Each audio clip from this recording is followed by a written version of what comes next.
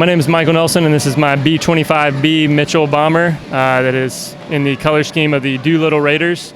So after Pearl Harbor, the Americans wanted to get back at the Japanese to build morale and to show Japan that we were going to come for them. So they hatched a plan to launch medium-sized bombers off the deck of an aircraft carrier, and it's become famously known as the Doolittle Raid after Jimmy Doolittle, who led the raid. It's been in a couple popular movies, 30 Seconds Over Tokyo, and then they had a segment of it in the recent Pearl Harbor movie. So this was the early model of the bomber. It doesn't have as many guns as the later models. They tried to save as much weight as possible when they launched from these carrier decks. So in the back, they actually took out the machine guns and they put in spray painted or painted broom handles because they knew they were only going to be over Tokyo for a very short time. So ended up they didn't need them. So otherwise, what's special about this one, it's got the full interior with all the crewmen in there, and then on the bottom, this one I think I actually have the bombs in. So the bomb bays open up, and then there's a little slider mechanism in there so that when it's flipped over, the bombs will drop out.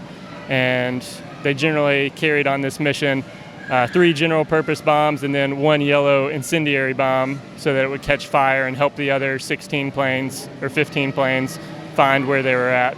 So yeah, so then how did this mission end out? What was the historical significance of this? Did it work out well for the Americans, or how did that work? Yeah, it was great. I mean, it was a huge boost to all the Americans on the home front because they'd gotten pretty beat down by the Japanese. And then it had a huge psychological effect on the Japanese because they had thought that they were invincible. They actually thought it was a training drill when these planes flew over the city and the air raid sirens sounded. So it was a good blow to their morale. All of the bombers ended up crashing. They were going to try and land in China, but they couldn't all make it.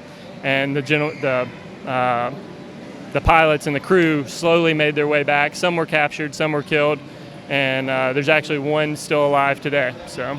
Okay. Wow, that's impressive. That's a fascinating story. So thank you for showing that to us. I appreciate how you've got the different models of the same plane here from the different historical episodes in the war.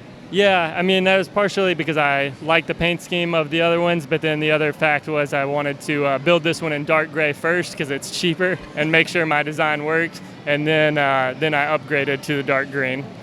There you go. Well, thank you. I appreciate it. Very cool.